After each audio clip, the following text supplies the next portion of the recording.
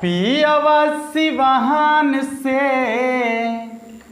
अन्हार भैले आई, देवर तनि देहिया पर डालीदार जाई, देवर तनि देहिया पर डालीदार जाई। जय हिंद साथियों, आप सभी का स्वागत है आपके अपने परिवार मैथ्स गुरु मनीष में। दोस्तों मैं हूं एमके एक्सपर्ट।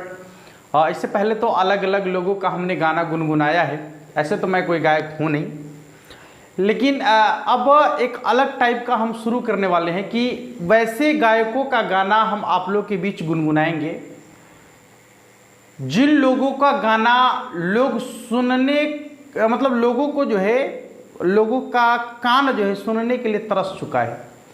अभी जो गाने बज रहे हैं ding dong this that what why, गाने काफ़ी ट्रेंडिंग में चल रहे हैं, लेकिन उस गाने का ना कोई बोल होता है, ना कोई मतलब होता है, ना कोई मीनिंग होता है, फुहर टाइप का गाना है।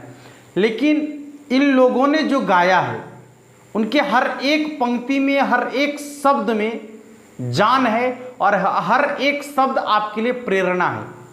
ठीक है, तो अब हम कोशिश करेंगे कि इन ही लोगों का गाना सुनाकर आप लोग के क्लास की शुरुआत करें, जो आप लोग के लिए काफ़ी थोड़ा सा इनर्जेटिक महसूस हो आपको। हाँ, तो ज़्यादा वक्त ना जाया करते हुए हम आप लोग के क्लास की शुरुआत करना चाहेंगे। और हम लोग देख रहे थे वेक्टर, इससे पहले हमने इसका 2 वीडियो डाला है। दोनों वीडियो बिल्कुल बेसिक वाला गया है, ठीक है, जिसमें आप लोगों ने बहुत ही बेहतर तरीके से वेक्टर को बनाना सीखा है, वेक्टर को सजाना सीखा है। तो अब जो आपका ये तीसरा वीडियो है, यहां से हम सिर्फ क्वेश्चन के बारे में बात करने वाले हैं कि आपके एग्जाम में सब्जेक्टिव ऑब्जेक्टिव क्वेश्चन किस तरीके से पूछे जाते हैं, क्या कंडीशन होता है क्वेश्चन पूछने का, क्या टर्म्स है क्वेश्चन पूछने का, किस विधि से आपको क्वेश्चन पूछा जाता है। पिछले वीडियो में हम लोग जो सीखे हैं, सबसे पहले तो सीखे हैं कि वेक्टर का परिमाण निकालना या वेक्टर का मान निकालना। ठीक है, वेक्टर का परिमाण निकालना सीखे हैं या फिर उसका मान निकालना सीखे हैं। एक बार पुनः विचार कर लेते हैं हम लोग, एक बार थोड़ा सा वक्त ले लेते हैं और इस पर विचार करते हैं, फिर इसके दूसरे टॉपिक पर भी विचार करते हुए और आगे की ओर चलने का प्रयास करेंगे। आप लोगों से हमारा बार बार रिक्वेस्ट रहता है कि आप वीडियो को अंत तक जरूर देखें। वीडियो के अंत तक कुछ नई चीजें आपको देखने को मिल सकता है। आप शुरू का ही कुछ चीजें देख लेते हैं, जैसे 2-3 मिनट देख लिए, ठीक है, अब आपको पता चलता होगा कि इसके बाद क्या है, तो इसके बाद तो इसी क्वेश्चन का प्रैक्टिस होने वाला नहीं। आपको एक ही वीडियो में कम से कम 3-4 कॉन्सेप्ट तो जरूर बता दिया जाता है, ठीक है, जो आपके एग्जाम के लिए काफी हेल्पफुल होने वाला है, काफी मस्ट इंपॉर्टेंट होता है। तो आज का जो सेशन है वो भी काफी मस्ट इंपॉर्टेंट होने वाला है आपके बोर्ड एग्जाम 2022 के लिए। वैसे क्वेश्चन की बात करने वाले हैं, वैसे टाइप के प्रश्नों की बात करने वाले हैं जो आपके एग्जाम में सीधे पूछे जाते हैं, सीधे तौर पर आपके एग्जाम में पूछे जाते हैं। ठीक है दोस्तों, तो क्या बोले थे कि जब आपको ए वेक्टर का मान दिया गया है, जैसे 2i cap plus 5j cap minus 4k cap, A vector का मान यदि दिया गया हो और आपसे पूछे कि ए वेक्टर का मापांक क्या होगा, ए वेक्टर का मान क्या होगा, तो आपको करना है ए वेक्टर का मापांक निकालने के लिए रूट अंडर सभी कांस्टेंटों के वर्गों का योगफल, रूट अंडर सभी कांस्टेंटों के वर्गों का योगफल। तो यहां हो जाएगा 2 का वर्ग करेंगे प्लस 5 का वर्ग करेंगे प्लस -4 का वर्ग करेंगे, 2 का वर्ग करेंगे तो 4 प्लस 5 का वर्ग करेंगे तो 25 और 4 का वर्ग करेंगे तो 16, माइनस का वर्ग करने से प्लस ही आता है। अब आप जोड़ कर देखिए कितना होगा, रूट अंडर 25 और 4 29, 29 और 6 कितना हो जाएगा, 29 में यदि आप 6 जोड़ेंगे तब 35 और 10 45, कितना आ जाएगा 45। अब आप 45 को क्या लिख सकते हैं, तो 9 गुने 5, 9 का वर्गमूल होता है 3, अब 5 को रूटे में रहने दीजिए, निकल गया। देख लीजिए, एक बार में आप आसानी से मान निकाल सकते हैं, एक ही बार में आपको समझ में आ गया होगा कि जब कभी भी आपको किसी सदिश का मापांक निकालने के लिए कहा जाएगा तो कैसे निकालेंगे, रूट अंडर सभी कांस्टेंटों के वर्गों का योगफल, उसका जो है कहलाएगा मापांक का मान। किसका मान कहलाएगा बाबू, मापांक का। एगो क्वेश्चन बनाइए ना तनी, आइए था एगो क्वेश्चन बना के देखिए था।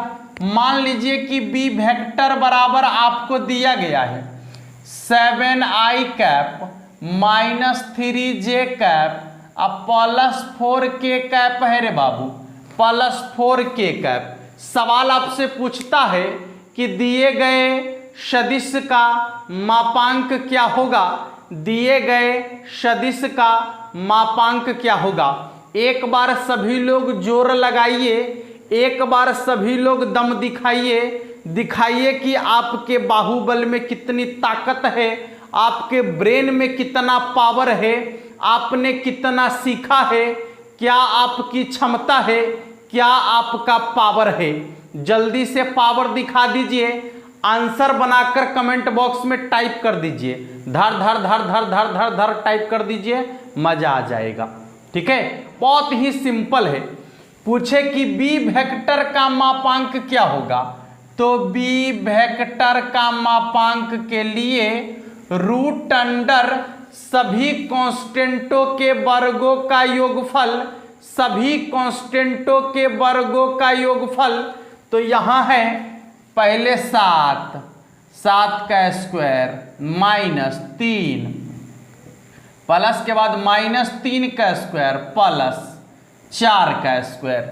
7 का स्क्वायर करेंगे तो 49 होगा, अब प्लस 3 का स्क्वायर करेंगे तो 9 होगा, 4 का स्क्वायर करेंगे तो 16 होगा, 16 9 25 होगा। अब 25 49 को जोड़ेंगे तो कितना होगा, 25 और 49 कितना होगा, एक बार और ध्यान से देखिएगा। 16 9 25, अब 25 अब 5 25 49 में 25 जोड़ेंगे तो देखिए यहाँ पर 49 में 25 जोड़ेंगे रे बाबू तो कितना हो जाएगा, 9 5 14 के 4 हासिल 1, 4 2 6 1 7, यानी कि 74 कितना के बराबर होगा, 74 के बराबर होगा। देख लीजिएगा आंसर बन गया है, आंसर आपका बन चुका है। कितना बेहतरीन सवाल है, कितना आसान कॉन्सेप्ट आपका है। जब कभी भी आपको पूछेगा आप 1 सेकेंड में उसका जवाब दे दीजिएगा। अब दूसरा कॉन्सेप्ट हम आपको बताए थे कि किसी भी सदिश के दिशा में मात्रक सदिश, बहुत ही बड़ा वीवीआई के नाना है वीवीआई, हाँ ये बहुत बड़का वीवीआई है। आपके एग्जाम में तो सवाल पूछे ही जाते हैं मात्रक सदिश से, एकदम मस्ट है कि आपके एग्जाम में सवाल आपसे पूछा ही जाएगा। वीवीआई नहीं, टीवीआई नहीं, ईवीआई नहीं, जो कहना है सब कह दीजिए, वही होने वाला है। आइए, जैसे ए वेक्टर बराबर है 7i cap plus 3j cap plus 4k cap. घबरा कर यहीं से न चल दीजिए कि कल ही वाला पढ़ा रहे हैं, कल लास्ट में यही दूगो कॉन्सेप्ट था, इसलिए इसको रिवीजन कर लेते हैं। इसके बाद आने वाला है खतरनाक वाला कॉन्सेप्ट। हर कॉन्सेप्ट आपके लिए काफी महत्वपूर्ण होने वाला है, क्योंकि एग्जाम के टाइप से हटकर एक शब्द भी हम आपसे बात करना पसंद नहीं करेंगे। आपसे बात करना पसंद करेंगे कब, जब हमारा शेर, जब हमारा शेरनी 90 95 99 100 नंबर लाएगा तो गुरुजी उससे बात करने के लिए व्याकुल हो जाएंगे कि हमारा शेर नंबर लाया है, अब हम बात करना चाहेंगे। अभी आपसे कोई बात नहीं करनी है, अभी तो बात करेगा हमारा मार्कर, हमारा ये व्हाइट बोर्ड, आपकी कलम, आपकी कॉपी और आपका किताब ही आपसे बात करेगा। इसके अलावा दूसरा कोई बात करने वाला नहीं है और ना ही होना चाहिए। यदि आपसे इसके अलावा कोई दूसरा भी बात करने वाला है तो समझ लीजिए कि उसको अभी से छोड़ देना है, अभी से उसको अपनी जिंदगी से हटा देना है। इसके बाद उसको अपनी जिंदगी में तभी लाना है जब हम आपसे बात करने लायक हो जाएं, जब आप हमसे बात करने लायक हो जाएं। ठीक है, समझ में आ रहा है सभी लोगों को? आ जाइए। कहता है कि ए वेक्टर जो दिया गया है इसके दिशा में या इसके ए वेक्टर के दिशा में मात्रक सदिश निकालना है। ए वेक्टर के दिशा में मात्रक सदिश निकालना है, दिशा में मात्रक सदिश निकालना है बाबू। आराम से बस 10 से 15 मिनट 20 मिनट का वक्त दे दो ना हमें। बस आपसे प्रत्येक दिन 20 से 25 मिनट का वक्त मांग रहे हैं हम, उससे ज़्यादा नहीं मांग रहे हैं। मात्र 20 से 25 मिनट का आप वक्त दे दीजिए, हम आपको 95 प्लस कराकर दिखाएंगे। सिर्फ आप हमें 25 मिनट का वक्त दीजिए। बचे हुए 4 महीनों में आप सिर्फ और सिर्फ हर रोज 25 मिनट का वक्त हमें दे दीजिए। 95 प्लस दिलाने की गारंटी रखते हैं हम, और ऐसा करके भी दिखाए हैं, तो इसमें कोई डाउट नहीं है। अब कहता है कि ए वेक्टर जो है, अब इसके दिशा में मात्रक सदिश हमें चाहिए। मात्रक सदिश का मतलब है रे बाबू, मात्रक सदिश का मतलब होता है कि वैसा सदिश जिसके मापांक का मान 1 के बराबर हो, या वैसा सदिश जिसका परिणाम 1 के बराबर हो। एक ही बात हुआ, मापांक कहे तो या फिर उसका परिमाण कहे तो दोनों एक ही चीज है। ठीक है, तो इसके लिए क्या बोले हैं, देखिए, जब भी मात्रक की बात करेगा तो कैप लगाएंगे। क्या लगाएंगे बाबू? कैप लगाएंगे, क्योंकि आपको इसके बेसिक क्लास में समझाए हैं कि हई जो आपको कैप दिख रहा है आई के ऊपर, काहे कि वो दिखाता है कि यह जो है वेक्टर एक्स अक्ष के दिशा में 7 मात्रक गया है। आई का मतलब होता है एक्स अक्ष की दिशा में मात्रक सदिश। यदि एक्स अक्ष पर आप 1 इकाई चलेंगे तो उसको आई कहेंगे, 2 इकाई चलेंगे तो 2i, 3 इकाई चलेंगे तो 3i, 4 इकाई चलेंगे तो 4i। यानी एक्स अक्ष की दिशा में इकाई जो मात्रक होता है वह आपका होता है i, वाई अक्ष की दिशा में इकाई सदिश जो होता है वो j, और जेड अक्ष की दिशा में होता है उसको बोलते हैं k। इसलिए उसके ऊपर लगा हुआ है कैप। तो जब भी मात्रक सदिश की बात होगा तो कैप किसके दिशा में? ए वेक्टर के दिशा में। क्या होता है बाबू? ध्यान से देखना, इत्मीनान से देखना, घबराना नहीं, हड़बड़ाना नहीं। पहले फॉर्मूला लिख देते हैं। ए वेक्टर को ज्यों का त्यों लिखेंगे, ए वेक्टर का मापांक निकालकर बट्टा में लिखेंगे। आपसे ये सवाल फार्मूला के रूप में भी पूछ दिया जाता है, आपसे ये सवाल फार्मूला के रूप में भी पूछ दिया जाता है। तो सवाल जब आपके सामने पड़ जाए ऐसा, तो आप वहां बिल्कुल सिंपल तरीके से उसका जवाब दे सकते हैं कि एक कैप, अच्छा लग गया कैप, इसका मतलब है मात्रक सदिश। अब मात्रक सदिश जब निकालना है तो देख लीजिएगा, दिए गए सदिश को ज्यों का त्यों लिखेंगे और इसका मापांक निकालकर नीचा में लिखेंगे। यानी एक कैप बराबर ए वेक्टर बटा में ए वेक्टर का मापांक। आ जाओ बाबू, ए वेक्टर को ज्यों का त्यों लिख देते हैं, ज्यों का त्यों लिख देते हैं। ए वेक्टर को ज्यों का त्यों लिख देते हैं, लिख दिए। अच्छा, अब कहता है इसका मापांक निकाल दीजिए। तो मापांक निकालने के लिए रूट अंडर सभी कांस्टेंटों के वर्गों का योगफल, रूट अंडर सभी कांस्टेंटों के वर्गों का योगफल 7 का स्क्वायर प्लस 3 का स्क्वायर प्लस 4 का स्क्वायर, यानी आ जाएगा 7i cap plus 3j cap plus 4k cap बटा में 7 का स्क्वायर 49 होगा। 7 का स्क्वायर 49 प्लस 9 प्लस 16, हाँ, तो देख लीजिए कितना आ जाएगा।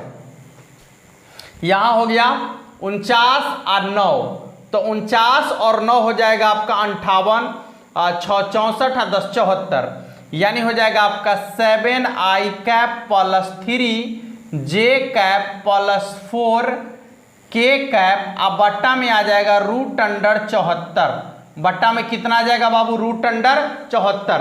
अब आप इसको ऐसे भी लिख सकते हैं, ये √74 जो है ना, ये √74 इसके बट्टा में भी है और इसके बट्टा में भी है या नहीं है? इसके बट्टा में भी है, इसके बट्टा में भी है, इसके बट्टा में भी है, यानी तीनों के बट्टा में है, तो अलग अलग कर दीजिए, यानी हो जाएगा 7i कैप बट्टा में √74 प्लस 3j कैप बट्टा में √74 प्लस 4k कैप बट्टा में √74, या इसको एक तरीके से और आप लिख सकते हैं, √74 को एक के बार बाहर कर दीजिए, 1 बट्टा में √74, अब बाकी सबको लिख दीजिए 7i कैप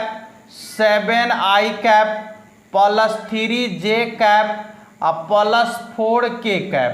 देख लीजिए बन गया मात्रक सदिश। बहुत ही सिंपल तरीके से आप बना सकते हैं। कैसे बनाएंगे? तो दिए गए सदिश को ऊपर में ज्यों का त्यों लिखेंगे, बटा में उसी सदिश का मापांक निकाल कर लिख देंगे तो बन जाएगा मात्रक सदिश। अब इसको दुल्हा के जैसा सजाने में तनी सानी और क्रिया करना पड़ जाए, हाँ दुल्हा तो तैयार है लेकिन लिपस्टिक लगाना बच गया है, इसलिए जो है इसको तनी सानी और बढ़ा दिए, लिपस्टिक और लगा दिए अच्छा से, तनी और सुंदर दिख रहा है। हाँ यहीं पर भी छोड़ सकते हैं, ठीक है, यहाँ पर भी छोड़ सकते हैं, बिना पाउडर मार ले, और तनी पाउडर मार दीजिएगा तो और जाके भभकेगा, वहाँ लाइट मारेगा जब तक। हाँ तो यहाँ पर आपका क्लियर हो जाएगा। समझ में आ रहा है? चलिए देख लीजिए, दो चीज आपका क्लियर हो गया। एक सवाल आपके लिए है कि b वेक्टर बराबर 2i cap minus 3j cap plus 7k cap, ठीक है। और आपको करना क्या है, ये जो सदिश दिया गया है इसके दिशा में मात्रक सदिश निकाल लेना है। क्या निकालना है? तो दिए गए सदिश के दिशा में मात्रक सदिश निकालकर उसका आंसर कमेंट बॉक्स में फटाफट से सभी लोग लिख दीजिएगा, ठीक है। आइए अगले कॉन्सेप्ट को देखते हैं। और अगला जो कॉन्सेप्ट आपका है, इससे तो आपके एग्जाम में जो है, अभी हम आपको एक ही बात बता दिए हैं कि कोई भी ऐसा आपका टॉपिक नहीं होगा, कोई भी ऐसा टॉपिक नहीं होगा जो आपके एग्जाम के पॉइंट ऑफ व्यू से नहीं हो।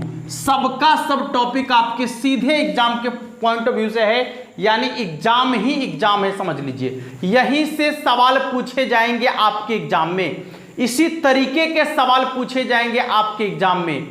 हो सकता है तो यही सवाल भी पूछा जाए आपके एग्जाम में। अंक में हेरफेर है तो वो आपका मैटर है, आप जोड़ घटाओ यदि नहीं कर पा रहे हैं तो फिर 12वीं में काहे पढ़ रहे हैं? जोड़ना आना चाहिए ना। 2 + 3 = 6 होता है ना, होता है कि नहीं होता है? हट बोका, 6 नहीं होता, 5 होता है। हाँ चलिए आगे बढ़ते हैं। अब बात करते हैं कि यदि आपके पास दो सदिश आ जाए, जैसे a वेक्टर बराबर 2i cap plus 7j cap minus 3k cap और b वेक्टर बराबर 3i cap minus 5j cap plus 3k cap, ठीक है। आपसे सवाल पूछेगा कि a vector plus b vector का मान क्या है बाबू? a vector plus b vector का मान क्या है? यानी जब दो सदिश को जोड़ना हो तो कुल मिलाकर कह सकते हैं कि सदिश का योगफल ज्ञात कैसे करेंगे, दो सदिश को आपस में जोड़ेंगे कैसे, आपस में घटाएंगे कैसे। तो ये कोई बड़ी बात नहीं है और ना ही ये कोई नई बात है। आपको जोड़ने भी आता है, आपको घटाने भी आता है, आपको गुना करने भी आता है, आपको भाग करने भी आता है। और यदि नहीं आता है तो फिर आपको कुछो नहीं आता है, फिर तो आपको ये गणित नहीं बुझाएगा। अरे 2 + 3 = यदि 5 नहीं बुझा रहा है तो क्या i कैप j कैप बुझाएगा? इसलिए यदि 2 + 3 = 5 बुझा रहा है, ठीक है, तो फिर बुझाने की गारंटी हम लेते हैं। समझ में आ रहा है? चलिए जोड़ना कैसे है बाबू? तो आई वाला को आई वाला के साथ जोड़ेंगे या घटाएंगे, जैसा चिन्ह कहेगा वैसा ही करेंगे। जोड़ने के लिए कहेगा तो जोड़ेंगे, घटाने के लिए कहेगा तो घटाएंगे। समझ में आ रहा है? अभी भी बात है कि जोड़ेंगे कब और घटाएंगे कब, आपको पहले से मालूम है। यदि ये मालूम नहीं है तो फिर क्या मालूम है बाबू? है यदि समान चिन्ह होगा तो जोड़ेंगे, जैसे प्लस प्लस रहेगा तो जोड़ देंगे, माइनस माइनस रहेगा तो घटा देंगे, चिन्ह को ज्यों का त्यों लिख देंगे। प्लस प्लस रहेगा तो जोड़ देंगे, माइनस माइनस रहेगा तो घटा देंगे, चिन्ह को ज्यों का माइनस माइनस रहेगा तैयो जोड़ देंगे, चिन्ह को ज्यों का त्यों लिखेंगे। यदि असमान चिन्ह रहे, यानी एगो प्लस एगो माइनस एगो प्लस, दोनों अलग अलग चिन्ह रहे तो हमेशा घटाएंगे। हमेशा क्या करेंगे? घटाएंगे। अब बड़का संख्या का चिन्ह लिख देंगे, आपको जोड़ घटाव का मामला खत्म हो गया। समझ में आ रहा है? देखिए, चलिए ए और बी को जोड़ना है, तब पहले लिख लीजिए ना, एक बार लिखिए 2i cap plus 7j cap minus 3k cap. इसमें जोड़ना है, केकरा जोड़ना है बाबू? तो 3i cap minus 5j cap और प्लस 3k कैप को जोड़ देना है। इसमें एकदम जोड़ दीजिए। यहाँ प्लस 2 है और यहाँ प्लस 3 है, तो आई वाला को आई वाला के साथ जोड़ेंगे, तो 3 आ 2 5, आई कैप ज्यों का त्यों। यहाँ देखिए प्लस 7 और यहाँ माइनस 5, विपरीत चिन्ह है ना, एगो प्लस है एगो माइनस है, यानी 7 में से 5 घट गया तो कितना होगा? 2। बड़का संख्या का चिन्ह लिख दीजिए, जे लगा दीजिए, 3 के माइनस में 3 के प्लस में पूरे के पूरे कट गया, तो यही ना आपका बचेगा। यही ना आपका बचेगा। a प्लस बी का मान आपके सामने में है और आप इसको भली भांति अपने खुले नैनों से देख रहे हैं। बनाना तो आप अच्छा से सीख गए होंगे। आई वाला को आई वाला के साथ जोड़ेंगे या घटाएंगे, जे वाला को जे वाला के साथ जोड़ेंगे या घटाएंगे, के वाला को के वाला के साथ जोड़ेंगे या घटाएंगे। ठीक है दोस्तों, चलिए आगे बढ़ जाते हैं और अब आपको कहते हैं कि निकालिए बी वेक्टर प्लस ए वेक्टर का मान, जबकि क्वेश्चन यही है। बी वेक्टर प्लस ए वेक्टर का मान निकालिए, जबकि क्वेश्चन आपका वही है पहले वाला। तो अब आप यदि बी वेक्टर प्लस ए वेक्टर निकालेंगे तो क्या आएगा? यानी पहले बी वेक्टर का मान लिखेंगे, चलो कोई बात नहीं है, 3i cap minus 5j cap अब प्लस 3k कैप। इसके बाद प्लस ए वेक्टर का मान 2i cap plus 7j cap और माइनस 3k कैप। ठीक है, चलिए ध्यान से देखिएगा, यहाँ प्लस 3 है और प्लस 2 है, तो 3 और 2 हो जाएगा 5i कैप। यहाँ माइनस 5j कैप है और यहाँ प्लस 7j कैप है, माने 7 में से 5 घटेगा तो कितना हो जाएगा? प्लस 2, क्योंकि छोटका संख्या है बड़का संख्या है। अब बड़का वाला का चिन्ह लिखना है। इसके बाद आ जाइए प्लस 3 माइनस 3, कट गया, बात खत्म। यानी जितना a प्लस बी का मान है उतना ही b प्लस ए का मान है। अर्थात ये कह सकते हैं आप, क्या कह सकते हैं कि a vector plus b vector बराबर होता है b vector plus a vector, और इसको कहते हैं कि योग का क्रम विनिमय नियम, इसको कहते हैं योग का क्रम विनिमय नियम। अर्थात दो सदिश का योगफल जो है, दो सदिश का योगफल क्रम विनिमय नियम का पालन करता है। ठीक है, दो सदिश का जो योगफल होता है वो क्रम विनिमय नियम का पालन करता है, जैसा कि आपको यहाँ स्पष्ट रूप से दिख रहा होगा। ठीक है दोस्तों, तो आप यहाँ पर अभी क्या सीखे? 3 चीजें। पहला तो मापांक निकालना सीखे, दूसरा क्या सीखे? तो किसी भी सदिश के दिशा में मात्रक सदिश निकालना सीखे, तीसरा क्या सीखे? तो किसी दो या दो से अधिक भी रहेगा तो भी आपको ऐसे ही जोड़ना है। अभी हम सीखे कि दो या दो से अधिक सदिशों को आप कैसे जोड़ेंगे या कैसे घटाएंगे। एक चीज और हम सीखे कि दो सदिश का योगफल जो होता है वह क्रम विनिमय नियम का पालन करता है, यानी a प्लस बी का मान b प्लस a के मान के बराबर हो जाता है। ठीक है दोस्तों, तो आज जो हम लोग सीखे हैं इतना आप लोग को करना क्या है, कहीं पर भी क्वेश्चन आपको दिख जाए, आप यदि सेट में खोजना चाहते हैं तो वहां मिल जाएगा, यदि आप अपने बुक में खोजना चाहते हैं तो वहां मिल जाएगा, जहां पर भी आपको क्वेश्चन मिल जाए आप एक बार इतने टाइप के क्वेश्चन को कम से कम 10-10 क्वेश्चन एक टाइप पर निश्चित रूप से कर लीजिएगा, ताकि ये पूरा का पूरा कॉन्सेप्ट आपका अपना बन जाए। ठीक है, मिलेंगे फिर नेक्स्ट वीडियो में, तब तक के लिए जय हिंद।